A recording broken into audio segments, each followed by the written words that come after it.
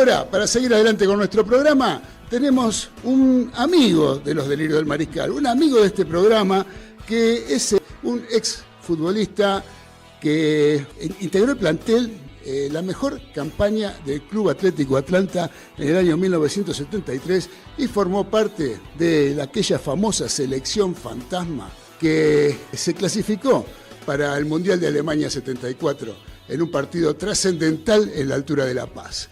Así que lo voy a saludar a mi querido amigo Osvaldo Babi Cortés. ¿Cómo estás, Babi? ¿Cómo te va? ¿Cómo andás? Muy bien, ¿y vos? Bien. Tanto tiempo. Recuerdo, yo todavía tengo la camiseta, ¿eh? ¿Tenés la camiseta de los Delirios del Mariscal? ¡Qué bárbaro! Bueno. Bueno, la uso y todo, ¿cómo no? Mirá qué bien. Bueno, me alegro que nos tengas presente, porque nosotros siempre te recordamos con mucho cariño, Babi. Gracias, igualmente. Así que bueno, ¿sabes qué me gustaría? Porque hace mucho que no hablamos, y me gustaría que le cuentes un poco, sobre todo a los más jóvenes, ¿no? Que están escuchando este programa. ¿Quién es Babi Cortés? Porque yo hice una pequeña introducción ahí, pero me gustaría que nos digas un poquito quién es Babi Cortés, porque los más jóvenes quizás no te tienen presente. Bueno, sí, depende de lo que quieran saber de mí, de mi vida, de la parte futbolística, de lo que estoy haciendo ahora, depende. Claro, bueno, yo sé que tu vida es muy rica y no se limita solamente al deporte o al fútbol, ¿no? Claro, yo te conozco más y sé que tenés varias actividades, tuviste varias actividades y seguís teniendo. Pero a mí me gustaría saber que les cuentes a los que están escuchando, Babi Cortés, futbolista. ¿Cómo empezaste en Atlanta? ¿Dónde empezaste jugando? Recordar un poco aquel famoso equipo de Atlanta que realizó la mejor campaña en la historia de Atlanta en el año 73. ¿Qué te parece? 73, sí. Mirá, yo me inicié en Atlanta, estuve desde novena división, empecé en el año 63, en novena, el técnico en esa época era Hernando Gandulla, y bueno, y llegué a primera división en el año 70, empecé a jugar internacionalmente con Atlanta en un torneo en Bolivia, mira, casualmente también ahí. Claro. Éramos todos jóvenes, en esa época 70 teníamos 20 años, ya estábamos en el plantel de primera, muchos, y luego tuve la suerte, bueno, y de estar en el primer equipo y debutar en Atlanta, joven, 21 años, 20 años prácticamente, y hasta el año 74, donde me vendieron en España, y fui al Elche, y luego en España fui al Valladolid, y al regreso de España estuve en Alboy un poquito tiempo, un mes, 2 meses, por Nacional, después fui a Platense después me vendió Huracán en el 82, y en el 85 me fui a Cipolletti a jugar un Nacional para Cipolletti. Y luego jugué en Temperley en el 85, y bueno, ya ahí de fines del 85 dejé Temperley y me dediqué más que todo a la docencia y a entrenar equipos. Entrené equipos como El Porvenir, Banfield en el 87, después estuve en Docsú, estuve en Sarmiento de Junín, en Douglas High, en varios equipos donde aparentemente me fue bien, pero bueno, por circunstancias me dediqué más que todo a la docencia. Y Babi, decime, Babi, en ese interín, en toda esta extensa carrera y gran carrera y buena carrera que tuviste, porque aparte de ser famoso por los laterales al área con una violencia como si fueran con el pie, ¿no? Porque había que hacer, ahora lo hacen mucho eso, ¿no? Pero con una pelota mucho más liviana. La tuya era más meritoria, con la Pintier era un poquito más difícil, ¿no? Pero cuando se mojaba. Claro, cuando se mojaba la Pintier. No suman peso porque son todas plastificadas, están. Exacto. Sí, no se empapan, claro, no absorben la humedad. Pero lo que te quería decir en ese interín de toda esta carrera, vos integraste una selección argentina en especial. Sí, ¿no? Y en la eliminatoria del 73 con Sibori. Claro. También. Y esa selección se la llamó Selección Fantasma. ¿Por qué no nos explicás un poquito, así a grandes rasgos, qué fue la Selección Fantasma y cuál fue el gran logro que tuvieron? Bueno, en esa época estaba el problema de que si Argentina podía quedar eliminado en las eliminatorias, porque si se acuerda del año anterior, el torneo mundial anterior del año 70, Argentina no participó porque las eliminatorias eran entre 2 o 3 equipos jugaban. En esa época nos tocó jugar con Paraguay, Bolivia y Argentina en la zona. Claro. Si nosotros perdíamos por ahí en el partido en Bolivia, que era factible por la altura, por los problemas de altitud, podíamos quedar eliminados. Entonces se hicieron 2 selecciones. O sea, se hizo una, pero seleccionó a los mejores que se adaptaron a esas circunstancias de la altitud, ¿no? Con unas pruebas que nos hicieron previamente en el laboratorio del profesor Leveroni, el doctor Leveroni, un especialista en eso, en altitud, y era un muy buen fisiólogo. Él fue el que tradujo el libro de Murhausen y Miller de Fisiología del Ejercicio de los Astronautas, en esa época Estados Unidos trabajaba muy bien con ejercicios y fisiología para los astronautas. Ajá. Así que éramos unos privilegiados. Le hicieron todo tipo de experiencia a nivel de una cámara hiperbárica ahí en la Facultad de Medicina, y nos seleccionaron como los mejores ratoncitos. Y bueno, y nos convocaron, tuvimos unos entrenamientos especiales,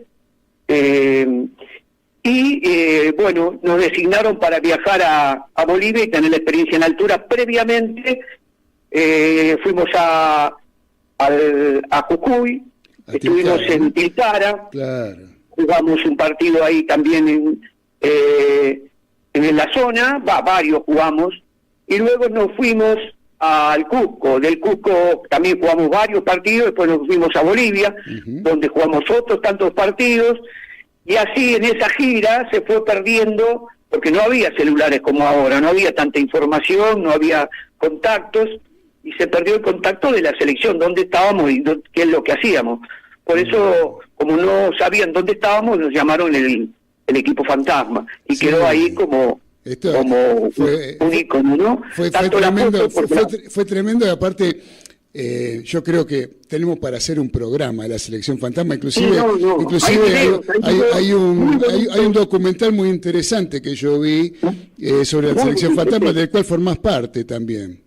Uno lo hizo Agustín, un amigo mío que era estudiante del periodismo, y otro lo hizo la Facultad de La Plata, de periodistas. Correcto. Muy bueno también. Sí.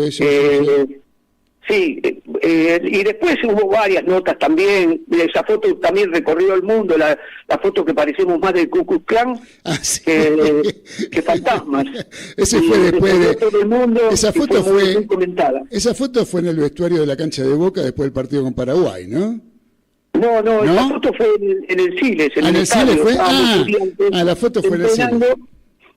Entrenando, y y Nomirielo y el profe Santé tuvieron la idea de hacer una foto, y bueno, y como no conseguíamos sábanas y esas cosas, pusieron unos conos con unas cartulinas hechas, y bueno, y ahí quedó bien la foto, bien icónica de la selección fantasma, ¿no? Pero era una selección de cracks esa, y que inclusive varios después formaron parte, fueron campeones del mundo del 78 inclusive, ¿no? En el caso del Matador Kempe, no sé.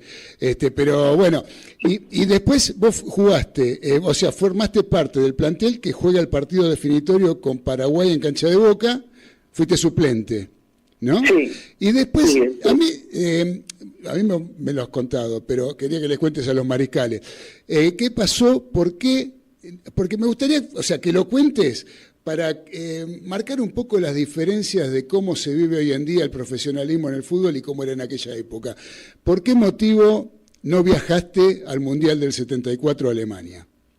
Porque yo me operé de menisco en el 74, después de haber jugado 5 fechas del torneo, y no pude llegar porque tras cartón, en mi reaparición en la cancha de River, me acuerdo, volví a lesionarme el otro menisco. Primero me sacaron el externo y luego el interno. Ajá. Así que, y las operaciones no eran como esa artroscopía, no, claro, sino que eran rodilla abierta. Ahora, yo tenía entendido que vos habías tenido que viajar a España para concretar tu pase al Elche.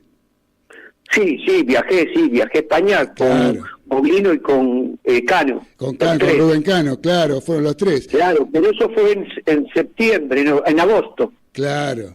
En agosto viajé yo ya ahí estaba mejor, ya había recuperado la rodilla en el gimnasio de Adolfo Mogileski.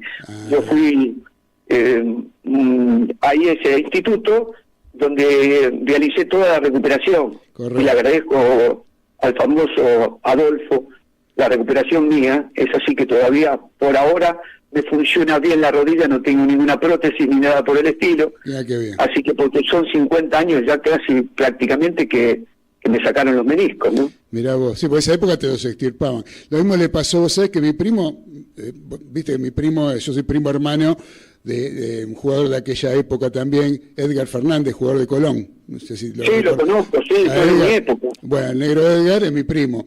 Y lateral izquierdo. Lateral izquierdo, correcto. Inclusive formó buen parte... Jugador, Sí, buen jugador. Jugador. Y formó parte de la primer selección que armó Menotti, no sé si recordás, con jugadores del interior de Rosario y Santa Fe.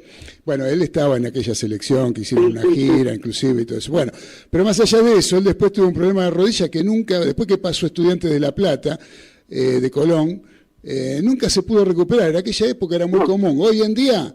ese tipo de lesiones se manejan de otra forma, ¿no? Por eso yo quería dejar un poquito marcado.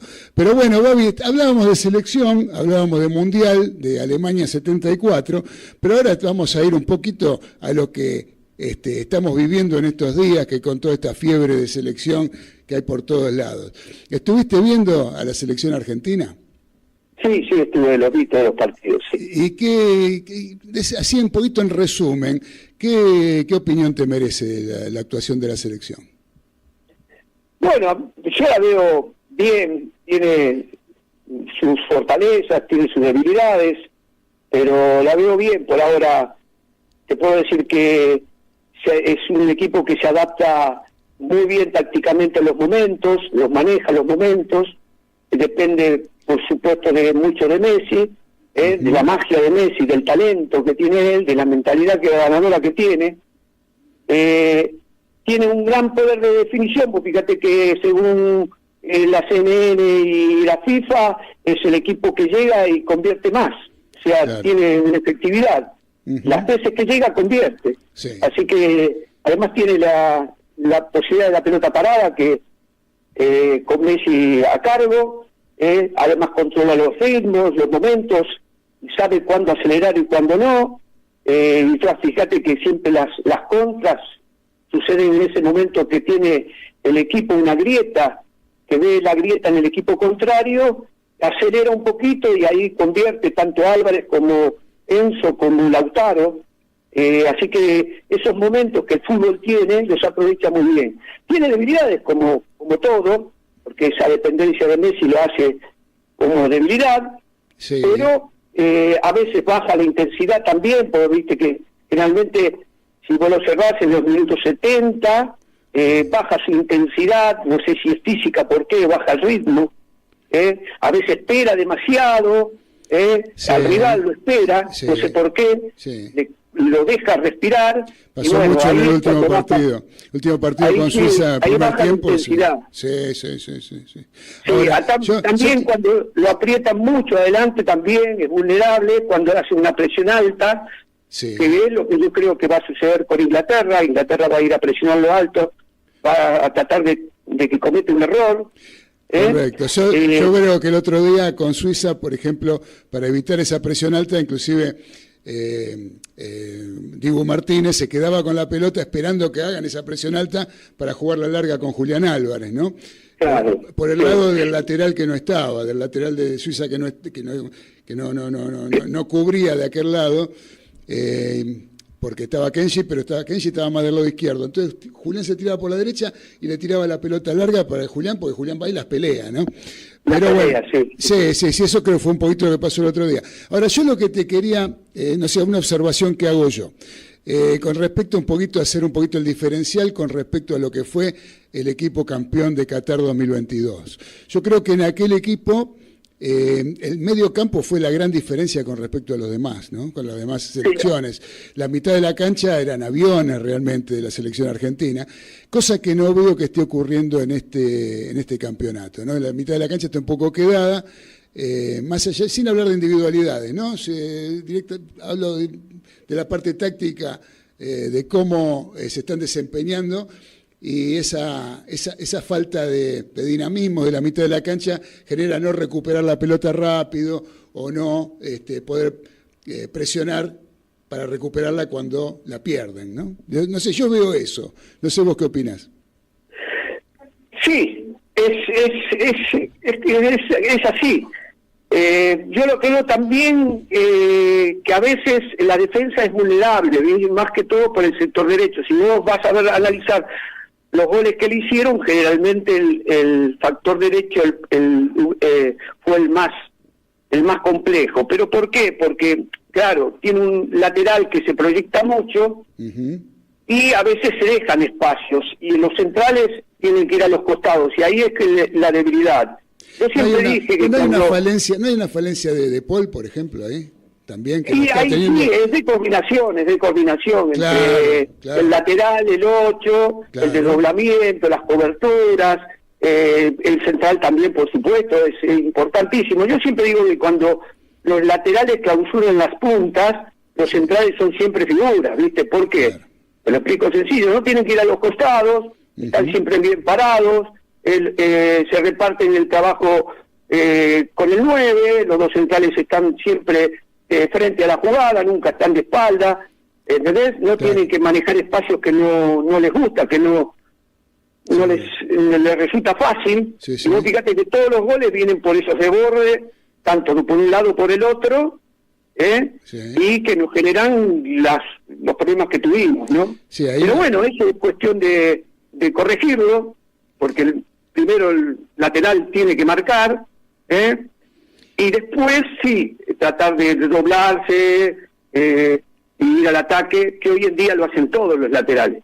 Pero bueno, a veces con algunas coberturas es importantísimo el trabajo de los volantes y del central también, del volante central, del Cuti, de todos. Claro. Para tratar de solucionar ese problema, ¿no? O sea que yo la mayor preocupación que tengo para el partido que viene, la semifinal con Inglaterra, no es ni Kane ni el 10, ¿no? Pero a mí me preocupa mucho Gordon, que juega por ese lado, ¿no? Juega por el lado izquierdo del ataque, y Argentina tiene mucha falencia por ese lado. Tal vez... Gordon, Rashford también puede jugar, claro. Madueque por el otro lado... Saka, tiene muy buenos extremos. Sí, Saka por la derecha también es muy peligroso. En el 1 contra 1 te lo van a buscar al lateral. Te van a buscar y le va a pasar el lateral por izquierda también, por derecha. Ellos son muy buenos en eso. Y después en la movilidad, en los extremos, en el juego aéreo. Y el desdoblamiento de Bellingham. Claro, y el juego aéreo que tiene Kane, ¿no? Por supuesto, esas son las fortalezas que tiene Inglaterra, ¿no? Hicieron 6 goles cada uno. 6 goles cada uno, claro. Hicieron, Bobby. 6 goles cada uno. Bueno, y además fíjate que utilizan mucho, ellos generan espacio, lo utilizan, además esos espacios lo aprovechan. Hay que tener cuidado con un tercer hombre que siempre aparece en esos aprovechamientos de los espacios, ¿no? Correcto. Esas son fortalezas que tiene Inglaterra, y trabaja muy bien el juego aéreo, muy bien. Sí, yo lo que lo noto en Inglaterra, o sea, para mí no hizo un gran partido con Noruega, y lo noto por momentos un poco lenta, ¿no? Me da la impresión eso, nada más.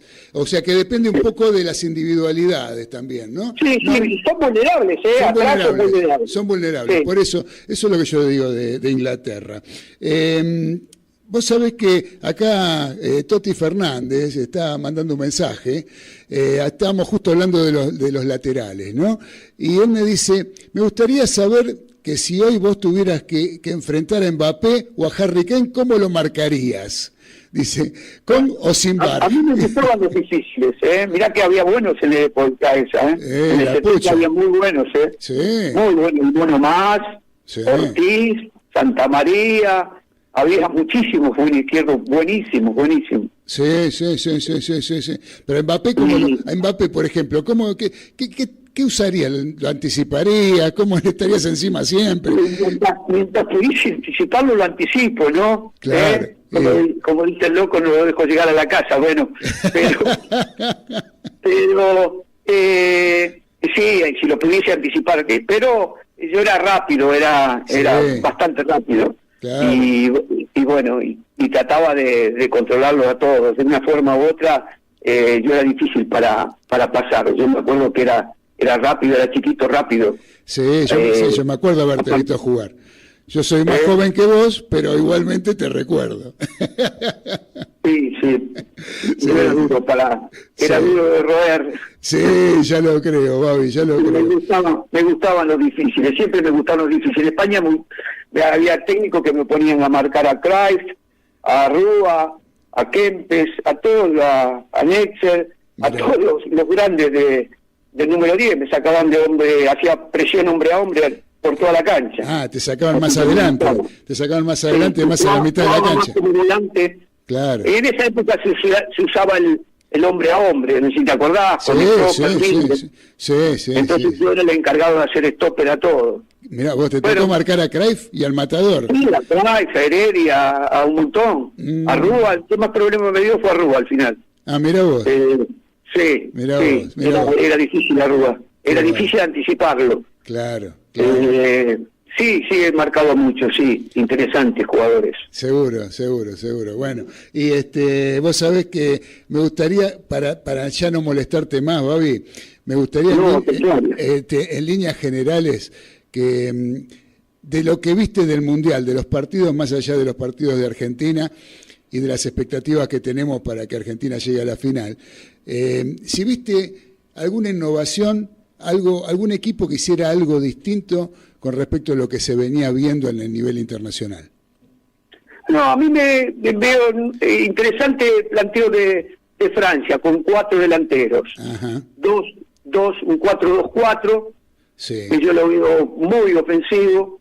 Y el trabajo después, además del trabajo colectivo, ¿no? Que tiene. Sí. No es fácil jugar con 4 delanteros, pero bueno, tiene un muy buen equipo. A mí es el que más temor le tengo. Claro. Pero también España está sólido en defensa, porque creo que es el equipo que menos goles le hicieron. Uno solo. De los 4, de estos 4 que hay acá. Y tiene buen equipo. Tiene un equipo, no tiene quizás un delantero centro típico como nos gusta a nosotros, claro. Pero juega muy bien en conjunto. Y es otro equipo a temer. Y después queda Argentina e Inglaterra, que son los que más quisiera yo que Argentina ganara, sí. Pero va a ser difícil, va a ser un partido de mucho duelo, ahí vamos a ver el duelo en el medio campo. Acordate el trabajo entre Rice y Enzo, que va a ser duro. La presión que va a poner Inglaterra arriba, muy arriba, me parece, a mí, no sé, para forzar el error. Claro. Y después ahí vas a ver también el duelo de 2 estilos, ¿no? Y 2 figuras. El duelo de estilos más sudamericano, al europeo. Y las figuras que después serán ahí Bellingham y Messi, para mí, las 2 grandes figuras de ese partido. Total cuenta. Esperemos que aparezca alguna nuestra, más además de la de Messi. Así marcamos la diferencia. Eso es lo que vamos a ver, lo que creo yo que vamos a ver, ¿no? Escúchame, se me ocurre preguntarte algo con respecto a Inglaterra. Vos fuiste compañero en Huracán de Felipe, ¿no? De Omar de Felipe, excombatiente. Omar de Felipe, nos vemos siempre, sí, estamos en contacto permanente. Excombatiente de Malvinas. También. Eso es lo emocional que va a jugar mañana también. Eso te quería preguntar. ¿Cómo lo ves eso? ¿Vos pensás que no tiene nada que ver, que es simplemente un partido de fútbol? ¿O pensás que puede tener alguna influencia toda esta historia que tenemos con los ingleses usurpando territorio argentino? Y yo creo que sí, si se contagia del público, que el público lo va a mencionar, y lo están mencionando también la prensa y todo, es un duelo, hay gente que prefiere ganarle a Inglaterra y no llegar a la final, no perder la final, mejor dicho. Esas cosas son emocionales, ¿viste? Claro. Y si los jugadores entran en esa, y bueno, no sé cómo lo pueden controlar, ¿no? Y si pueden superar el ambiente ese, bueno, tenemos ventaja. Ajá. Pero va a ser difícil, ¿no? Porque está en juego, siempre va a estar en juego, toda la vida va a estar en juego ese tipo de juegos, ¿no? Si bien los jugadores... Para nosotros es muy duro. La guerra de Malvinas, y lo que pasaron los chicos, y lo que pasó con el general Belgrano, todas esas cosas parece que no, pero influyen, quedan en nosotros. Sí, una vez hablando con Percudani, me acuerdo que él jugó la final en Japón con Independiente en el mismo año, no sé si fue el mismo año 82, ¿no? A fin de año, sí, que jugó con Independiente con Liverpool la final en Japón. Y él decía que, bueno, ese año estaba muy, muy fresco lo de Malvinas. Sin embargo, lo que yo le preguntaba, cómo había sido el trato con los muchachos que jugaban en Liverpool, ¿no? Y era lo más cordial, o sea, acá digamos que los jugadores no tienen nada que ver con esto, ¿no? Las decisiones de los políticos muchas veces llevan a tener la cabeza ocupada en otra cosa y en ese caso me decía que con los jugadores del Liverpool no tuvieron ningún problema, todo lo contrario, ¿no?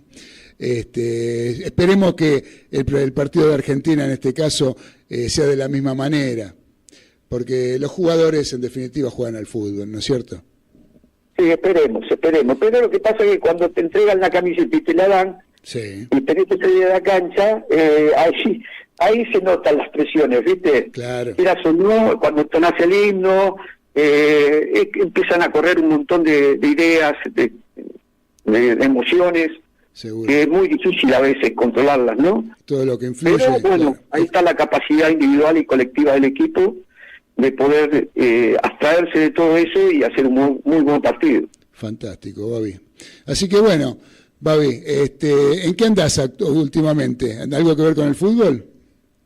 No, actualmente yo estoy jubilado ya, sí, en la docencia, claro, pero estoy trabajando en el Club de Campo La Martona. Ajá. Como gerente deportivo. Muy bien. Y me encargo así de actividades, eventos y todas esas cosas.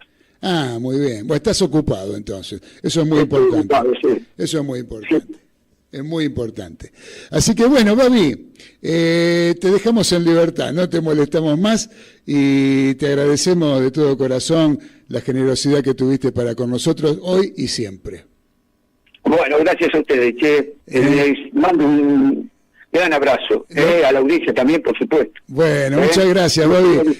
Un gran abrazo para vos y nos mantenemos en contacto. En cualquier momento volvemos a hablar. Bueno, gracias. Un abrazo enorme. Abrazo, Babi. Chau. Chau. Muy bien, esta fue la palabra de Osvaldo Babi Cortés, un exjugador de Atlanta y selección argentina. Así que bueno, un gusto como siempre poder conversar con una persona como Babi, un gran tipo, los que lo conocemos de antes, una gran persona.